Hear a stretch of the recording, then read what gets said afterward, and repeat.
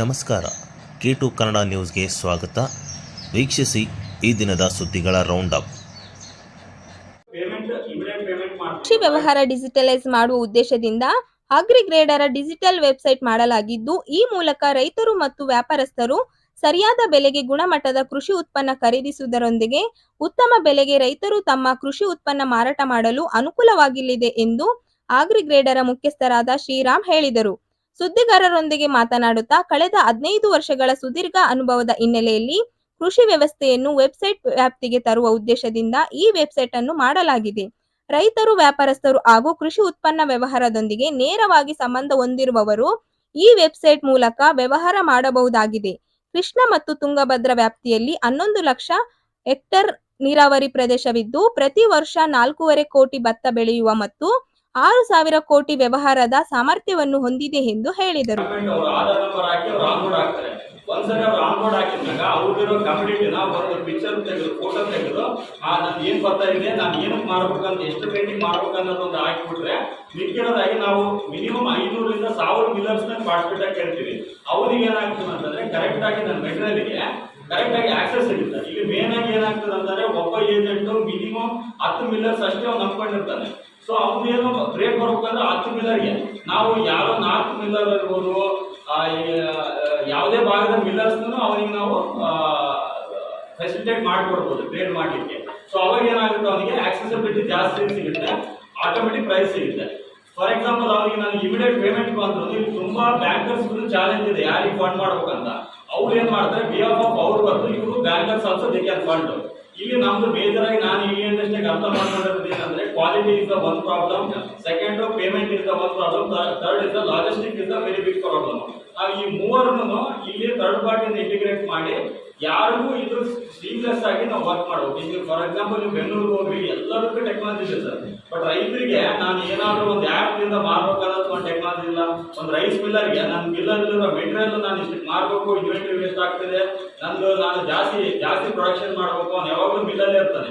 ಬೇಸಿಕಲ್ ಆಗಿ ನಾವು rice industry ಆಗಿರೋದ್ರಿಂದ ಇದನ್ನೆಲ್ಲದನ್ನು ನಾವು ಹೆಂಗೆ ಟೆಕ್ನಾಲಜಿ ಆಗಿ ಸೀಮ್ಲೆಸ್ ಆಗಿ ಆಪರೇಷನಲ್ ಫ್ರೀ ಆಗಿ ಪ್ಲಸ್ ಮೋರ್ ಎಫಿಷಿಯಂಟ್ ಮ್ಯಾನರ್ ನಾಗಿ ಇದು ಮಾಡ್ತೀವಿ. ಲಾರಿ ಇರುತ್ತೆ, ಅವ್ರಿಗೆ ಮೆಟೀರಿಯಲ್ ಇರುತ್ತೆ ಅಂತ ಗೊತ್ತಾಗಿಲ್ಲ. ಅವನು ಯಾವ ರಿಂದ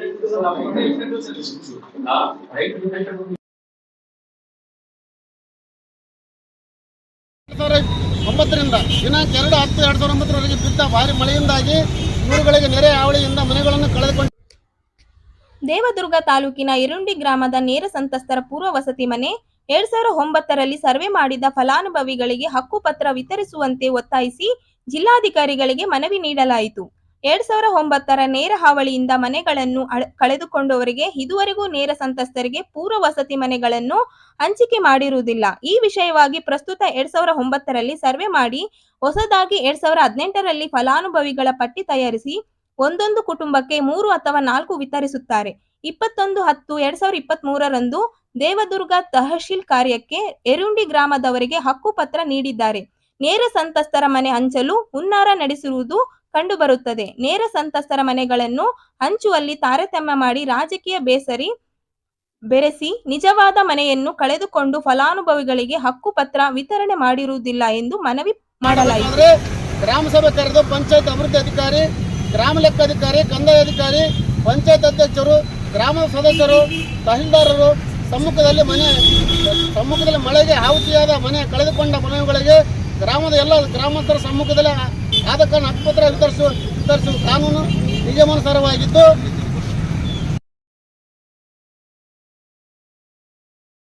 ಜೈ ಶ್ರೀರಾಮ್, ಜೈ ಜೈ ಶ್ರೀರಾಮ್, ಜೈ ಶ್ರೀರಾಮ್. ಅವೆಲ್ಲವನ್ನು ಬಾಂಗ್ಲಾದೇಶದ ಹಿಂದೂ ವಿರೋಧ ನೀತಿಗೆ, ಬಾಂಗ್ಲಾದೇಶದ ಹಿಂದೂ ವಿರೋಧ ನೀತಿಗೆ. ಬಾಂಗ್ಲಾದೇಶದಲ್ಲಿ ಹಿಂದೂಗಳ ಮೇಲೆ ನಡೆಯುತ್ತಿರುವ ದಬ್ಬಾಳಿಕೆ ಹಾಗೂ ದೌರ್ಜನ್ಯ ವಿರೋಧಿಸಿ ಎಂದು ಹಿಂದೂ ಹಿತರಕ್ಷಣಾ ಸಮಿತಿಯಿಂದ ಪ್ರತಿಭಟನೆ ನಡೆಸಲಾಯಿತು. ನಗರದ BR ಅಂಬೇಡ್ಕರ್ ವೃತ್ತದಲ್ಲಿ ಧರಣಿ ಸತ್ಯಾಗ್ರಹ ನಡೆಸಿದ ಹಿಂದೂ ಪರ ವಿವಿಧ ಸಂಘಟನೆ ಪಕ್ಷದ ಮುಖಂಡರು ಹಿಂದೂಗಳ ರಕ್ಷಣೆಗೆ ಆಗ್ರಹಿಸಿದರು. ಬಾಂಗ್ಲಾದೇಶದಲ್ಲಿ ಹಿಂದೂಗಳ ರಕ್ಷಣೆಯಲ್ಲಿ ಅಲ್ಲಿಯ ಸರ್ಕಾರ ಸಂಪೂರ್ಣವಾಗಿದೆ. ಹಿಂದೂಗಳ ಮನೆಗಳ ಲೂಟಿ ಕಂಡಲ್ಲಿ ದೌರ್ಜನ್ಯ ಮತ್ತು ದೇವಸ್ಥಾನಗಳ ಮೇಲೆ ದಾಳಿ ನಡೆಸುವ ದುರ್ಘಟನೆಗಳಿಂದಾಗಿ ಹಿಂದೂ ಸಮುದಾಯ ಆತಂಕದಲ್ಲಿದೆ. ಈ ಸಂದರ್ಭದಲ್ಲಿ ಮಾತನಾಡಿದ ಉತ್ತರ ಪ್ರಾಂತ ಪ್ರಚಾರಕರಾದ ಕೃಷ್ಣ ಅವರು ಮಾತನಾಡುತ್ತಾ, ಪಾಕಿಸ್ತಾನ್ ಮತ್ತು ಬಾಂಗ್ಲಾದೇಶಗಳಲ್ಲಿ ಹಿಂದೂಗಳ ಸಂಖ್ಯೆ ಕಡಿಮೆಯಾಗುತ್ತಿದೆ. ಅಲ್ಲಿಯ ಹಿಂದೂಗಳ ವಿರುದ್ಧ ನಿರಂತರವಾಗಿ ದೌರ್ಜನ್ಯ ನಡೆಯುತ್ತಿದೆ. ಅಲ್ಲಿಯ ಹಿಂದೂಗಳಿಗೆ ರಕ್ಷಣೆ ಇಲ್ಲದಂತಾಗಿದೆ ಎಂದು ಆಕ್ರೋಶ ವ್ಯಕ್ತಪಡಿಸಿದರು. ಬಾಂಗ್ಲಾದಲ್ಲಿ ಆಗ್ತಕ್ಕಂತಹ ಹಿಂಸಾಚಾರವನ್ನು ಖಂಡಿಸಿ ಇದನ್ನು ನಾವು ಪ್ರತಿಭಟನೆ ಮಾಡ್ತಾ ಇದ್ದೀವಿ. ಅಲ್ಲಿ ಮುಂಚೆ ಇದ್ದಂತಹ 30% ಹಿಂದೂಗಳು ಇವತ್ತು 8% ಆಗಿದ್ದಾರೆ. ತುಂಬ ಅತ್ಯಾಚಾರಗಳು ಅನಾಚಾರಗಳು ನಡೀತಾ ಇದೆ. ಸ್ವಾಮಿ ಚಿನ್ಮಯ್ಯ ಕೃಷ್ಣದಾಸ್ ಅವರನ್ನು ಅರೆಸ್ಟ್ ಮಾಡಿದ್ದಾರೆ. ಅದು ದೇಶದ್ರೋಹದ ಆಪಾದನೆಯ ಮೇರೆಗೆ. ಅನ್ನ ಕೊಟ್ಟವರನ್ನು ದೇಶದ್ರೋಹ ಮಾಡ್ತಾರೆ, ಆದರೆ ನಮ್ಮ ದೇಶದಲ್ಲಿ ಬಾಂಬ್ ಹಾಕಿದವರ ಮೇಲೆ ಸುಮ್ಮನೆ ಇರ್ತಾರೆ. ಇದು ನಾವು ಬಾಂಗ್ಲಾ ಸರ್ಕಾರದ ಒಂದು ವಿರುದ್ಧ ನಮ್ಮ ಪ್ರತಿಭಟನೆ. ಅಲ್ಲಿ ಇರ್ತಕ್ಕಂತಹ ಎಲ್ಲ ಹಿಂದೂಗಳಿಗೆ ಸಮ್ಮಾನಪೂರ್ವಕವಾದಂತಹ ರಕ್ಷಣೆಯನ್ನು ಕೊಡಬೇಕು. ಅವ್ರನ್ನ ಥರ್ಡ್ ಡಿಗ್ರಿ ಪ್ರಜೆಗಳಾಗಿ ನಡೆಸ್ಕೋಬಾರ್ದು. ಇದು ನಮ್ಮದು ಆಗ್ರಹ. ಅಲ್ಲಿಯ ಯಾರು ಪ್ರಧಾನಮಂತ್ರಿ ಇದ್ದಾರೋ ಯೂನುಸ್ ಅವರು ಶಾಂತಿ ದೂತರು ಅಂತೇಳಿ ಹೇಳ್ಕೊಂಡಿದ್ದಾರೆ. ಅವರು ಪ್ರಶಸ್ತಿ, ನೊಬೆಲ್ ಪ್ರಶಸ್ತಿ ಅವರು ವಾಪಸ್ಸೇ ಕೊಡಬೇಕು. ಯಾಕಂತ ಹೇಳಿದ್ರೆ ಅಲ್ಲಿ ಯಾವುದೇ ರೀತಿಯ ಶಾಂತಿಯನ್ನು ಅವರು ತಂದಿಲ್ಲ.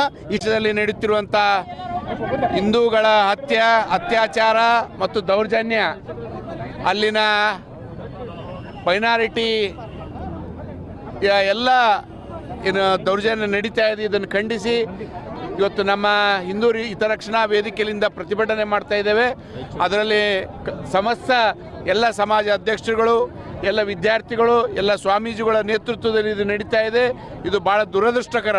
ಯಾಕೆಂದರೆ ಕಳೆದ ಅನೇಕ ವರ್ಷಗಳಿಂದ ಅಲ್ಲೇ ವಾಸಿಸಿದಂಥ ಜನ ಮತ್ತು ಬಾಂಗ್ಲಾದೇಶಕ್ಕೆ ಸ್ವತಂತ್ರ ತಂದುಕೊಟ್ಟವ್ರು ಯಾರಿದ್ರೆ ಅದು ಭಾರತೀಯರು ಅಂತ ಹೇಳಲಿಕ್ಕೆ ಬಯಸ್ತೇನೆ ನಾನು.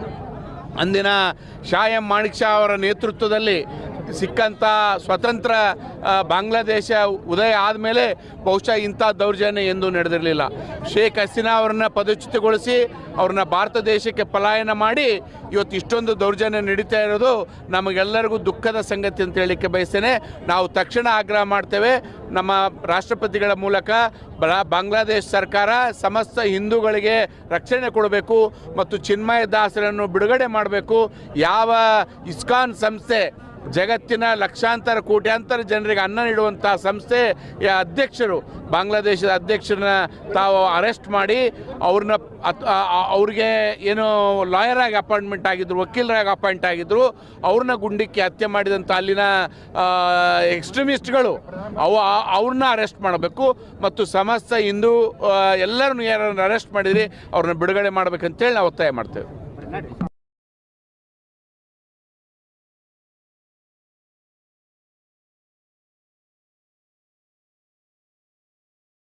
ಸರ್ಕಾರಿ ನೌಕರರ ಸಂಘದ ಜಿಲ್ಲಾಧ್ಯಕ್ಷ ಖಾಜಂಚಿ, ರಾಜ್ಯ ಪರಿಷತ್ ಸದಸ್ಯ, ಪದಾಧಿಕಾರಿಗಳ ಆಯ್ಕೆಗೆ ಇಂದು ಮತದಾನ ಬಿರುಸಿನಿಂದ ನಡೆಯಿತು.